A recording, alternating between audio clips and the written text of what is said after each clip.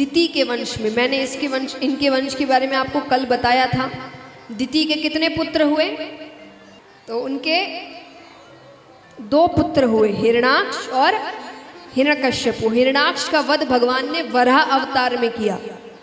वराह अवतार के दर्शन किए थे हमने। तो उस समय भगवान ने हिरण्याक्ष का वध किया। अब भाई की मृत्यु का बदला लेने के लिए हिरण्यकश्यप इंतजार कर रहा है।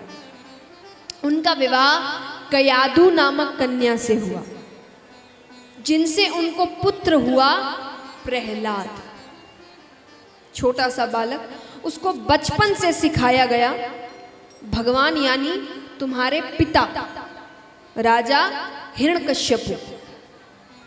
तो उसके ध्यान में भी यही था कि भगवान यानी मेरे पिता। वो अपने पिता को ही भगवान मानता था। अब यहाँ पर क्योंकि भगवान से युद्ध करना है तो शक्ति तो चाहिए, वरदान चाहिए, कुछ ना कुछ हटके होना चाहिए, तभी भगवान से लड़ पाएगा वो। तो वो तपस्या करने जाता है। पत्नी से कहा कि मैं तपस्या करने जा रहा हूँ, कब आऊँगा पता नहीं। ठीक है, जाते हैं, एक पेड़ के नीचे बैठते हैं। पेड़ पे एक तोता बैठा था। वो जैसे ही तपस्या करने के लिए बैठता है कि उस सूबे ने आवाज दी, नारायण नारायण नारायण। कहीं से सुन रखा होगा उसने। ये सुनते ही हिरण्यकश्यप ने कहा आज का दिन ही खराब है। तपस्या करने बैठा कि शत्रु का नाम आ गया, आज नहीं करेंगे। वो घर वापस आ गया। घर आ गया तो पत्नी ने कहा कि आप तो तपस्या करने गए थे, इतनी जल्दी लौट आए।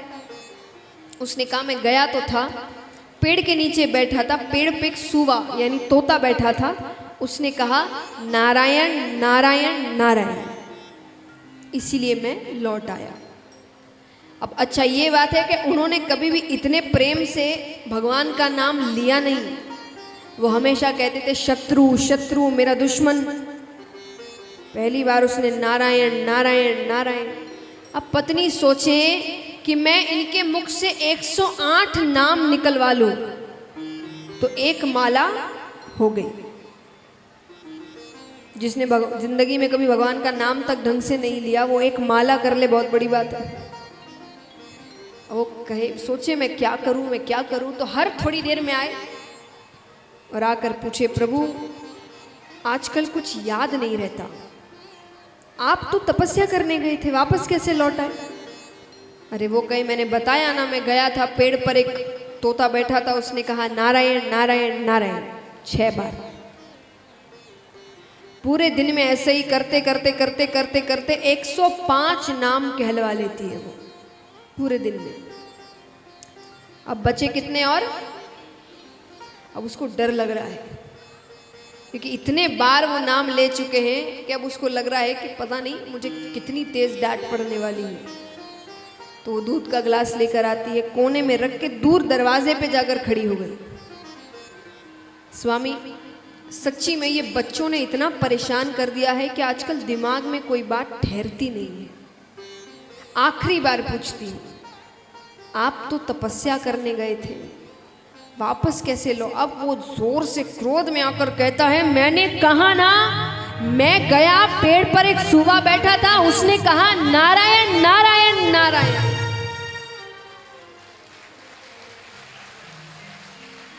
हो गए 108। उसने कहा मेरा काम हो गया, अब बाकी की कृपा भगवान खुद कर देंगे। अब यहाँ पर वो दूसरे दिन फिर तपस्या करने जाता है, काफी समय तक तप करता है। ब्रह्मा जी प्रसन्न होते हैं। ब्रह्मा जी ने कहा क्या चाहिए वरदान में? उसने कहा मुझे अमरता का दान दीजिए, यानी मैं अमर हो जाऊं। ब्रह्मा जी ने कहा मेरे हाथ में नहीं, अमरता का दान केवल भगवान विष्णु दे सकते हैं, कुछ और मांग लो। उसने कहा ठीक है, मैंने इतना तप किया और आपने मेरे वरदान को मना कर दिया, तो अब मैं जो मांगूंगा वो देना पड़ेगा। मांगो क्या चाहिए?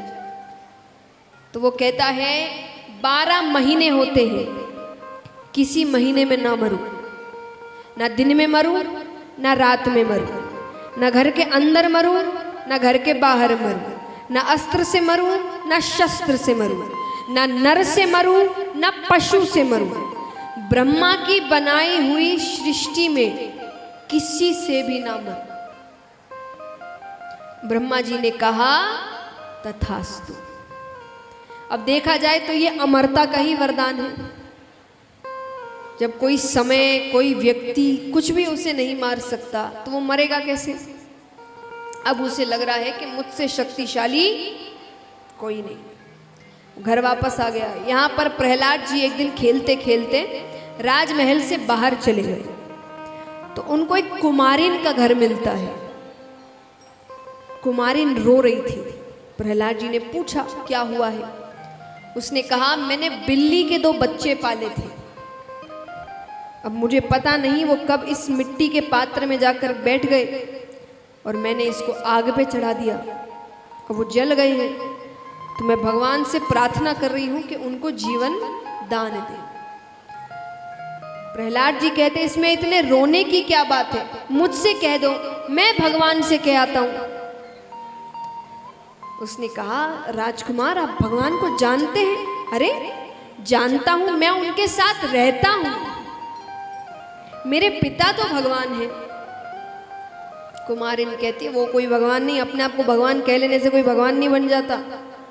भगवान तो परम पिता परमेश्वर भगवान विष्णु है। अब कौन सा बेटा अपने पिता के खिलाफ कुछ सुनेगा? प्रहलाद जी ने तलवार निकाली। प्रहलाद जी कहते हैं मैं अपने भगवान को दिखा सकता हूं, तुम्हारे भगवान है तो सामने आने को कहो। ये सब लीला है भगवान की, वरना भगवान दर्शन देने कैसे आए? वो भगवान के भक्त कैसे बने? अब वो कुमारिन रोकर भगवान को पुकारती है और वहां पर साक्षात परम पिता परमेश्वर भगवान विष्णु प्रकट होते हैं। बोलिए लक्ष्मी नारायण भगवान की। विराट रूप में दर्शन देते हैं भगवान प्रहलाद जी को। उनके हाथ से तलवार छूट जाती है। इतना सुंदर रूप है भगवान का। और उसके बाद जो धुन लगती है उनको भगवान की, वो अंत तक खत्म नहीं होती है। वो अपने राजमहल जा रहे हैं भगवान का नाम जप करते हुए। श्रीमन नारायण नारायण हरि हरि श्रीमन भजमन नारायण नारायण हरि हरि भजमन। तेरी लीला सबसे न्यारी न्यारी हरि हरि तेरी।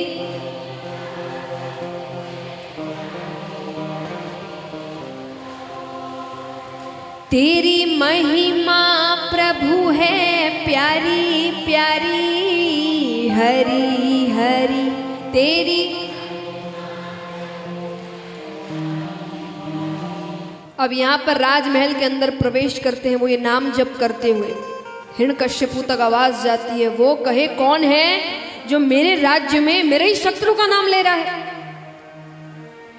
सेवकों ने कहा कि वो राजकुमार प्रहलाद है। उसको अपने पास बुलाते हैं, अपनी गोद में बिठाते हैं। अरे किसका नाम ले रहे हो? प्रहलाद जी ने कहा मैं भगवान का नाम ले रहा हूं। मैंने तुमको बताया ना, भगवान यानी तुम्हारे पिता राजा हिरण्यकश्यपु। प्रहलाद जी कहते हैं नहीं, हम और आप तो साधारण से मनुष्य हैं, भगवान तो वो परम पिता परमेश्वर है, भगवान विष्णु है। मुझे दुख है, मेरा इतना समय निकल गया और मैं भगवान के बारे में जानता भी नहीं था। अब यहाँ पर जब वो मानते नहीं हैं तो हिरण्यकश्यपु गुरुजी को बुलाते हैं। गुरुजी कौन? ये जो राक्षसों के बच्चे होते थे उनको जो शिक्षा देते थे, यानी राक्षसी विद्या सिखाते थे, राक्षस दैत्य बनना सिखाते थे, उनको बुलाया गया। राजा ने कहा प्रहलाद को सिखाओ कि भगवान यानी उसके पिता कोई विष्णु नहीं। ठीक है, गुरुजी लेकर जाते हैं। अब कई बच्चे बैठे हैं वहां पर। गुरुजी ने कहा कहो हिरण्यकश्यपु नमो नमः, हिरण्यकश्यपु नमो नमः। प्रहलाद जी कहते नहीं, कहो जय श्री हरि। गुरु जी कहते हम किसी हरि को नहीं जानते। अब जैसे ही उसने कहा हम किसी हरि को नहीं जानते, उनको पीड़ा होने लगती है, पूरा शरीर दुख रहा है, तबीयत बिगड़ती जा रही है। वैद्य को बुलाया जाता है, औषधियाँ मंगाई जाती है, कुछ नहीं हो रहा। अब उसे लग रहा है कि वैद्य से औषधियों से कुछ नहीं हो रहा तो भगवान से होगा। अब वो बार बार कह रहा है हिरण्यकश्यपु नमो नमः, हिरण्यकश्यपु नमो नमः, कुछ नहीं हो रहा। उनकी पीड़ा को देखकर प्रहलाद जी ने कहा एक बार कहिए जय श्री हरि। वो कहे हम हरि को नहीं जानते। हिरण्यकश्यपु नमो नमः, हिरण्यकश्यपु नमो नमः। प्रहलाद जी ने कहा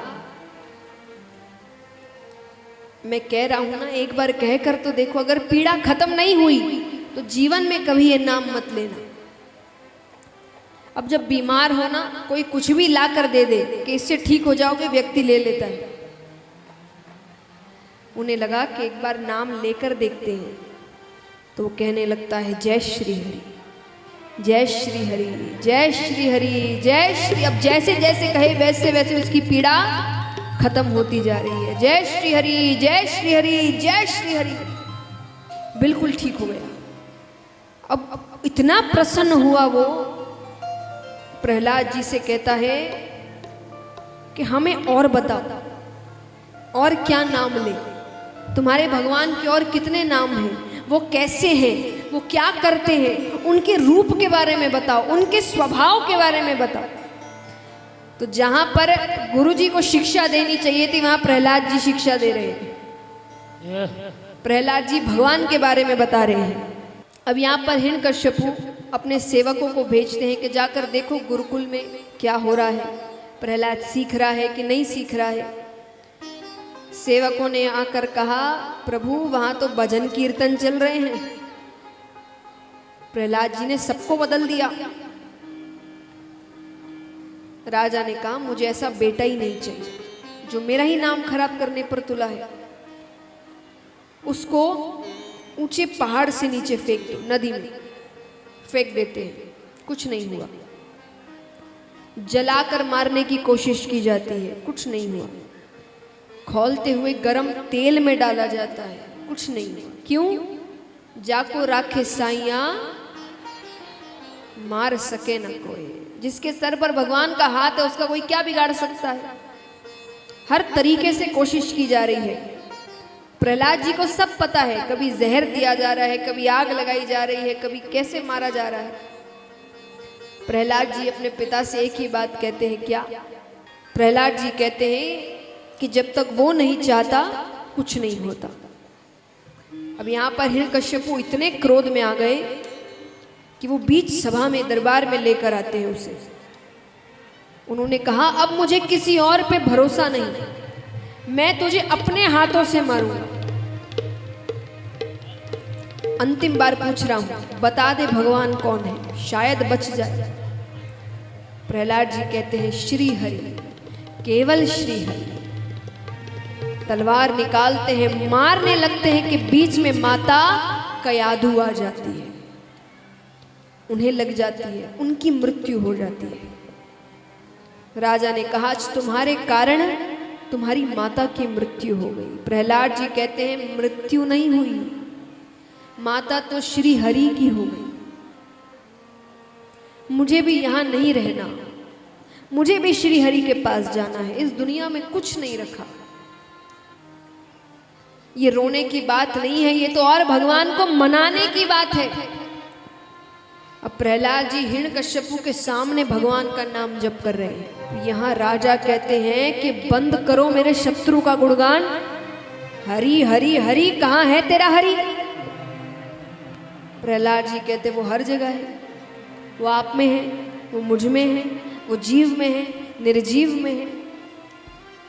हिरण्यकश्यपु कहता है निर्जीव में है, निर्जीव में है तेरा श्रीहरि। बोले हाँ निर्जीव में भी है, तो क्या इस खंबे में है तेरा श्रीहरि? प्रहलाद जी ने कहा इस खंबे में भी है। तो बोले मैं इस खंबे को ही तोड़ता हूं, देखता हूं इसमें से हरि निकलता है क्या। और वो उस खंबे को तोड़ने लगते हैं। अब भगवान उसे मारने लगते हैं।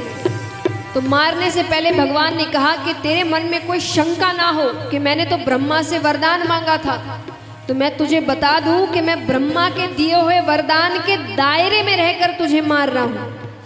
तूने कहा था 12 महीने में से किसी महीने में ना मरूं, तो ये 13वां महीना पुरुषोत्तम महीना है।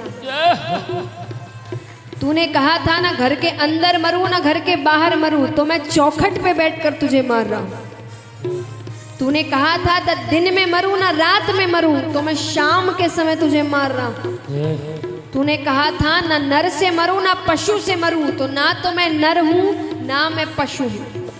तूने कहा था ना अस्त्र से मरूं ना शस्त्र से मरूं, तो मैं अपने हाथ के नाखूनों से तुझे मार रहा हूं। तूने कहा था ब्रह्मा की बनाई हुई सृष्टि में किसी से ना मरूं, तो मैं ब्रह्मा की बनाई हुई सृष्टि में नहीं आता।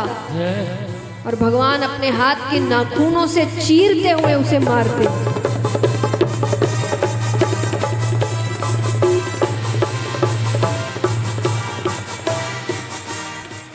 अब भगवान अत्यंत क्रोध में है। सब उन्हें मना रहे हैं, देवी देवता, लेकिन भगवान शांत नहीं हो रहे। अंत में प्रहलाद जी आते हैं, आके भगवान के चरणों को पकड़ते हैं। भगवान प्रहलाद जी को उठाते हैं, अपने पास बिठाते हैं, और जैसे एक पशु प्रेम करता है चाटते हुए, भगवान उसी प्रकार प्रहलाद जी से प्रेम कर रहे हैं। इस प्रकार भगवान प्रहलाद जी की रक्षा करते हैं, नरसिंह अवतार ग्रहण करते हैं और हिरण्यकश्यपु का वध करते हैं।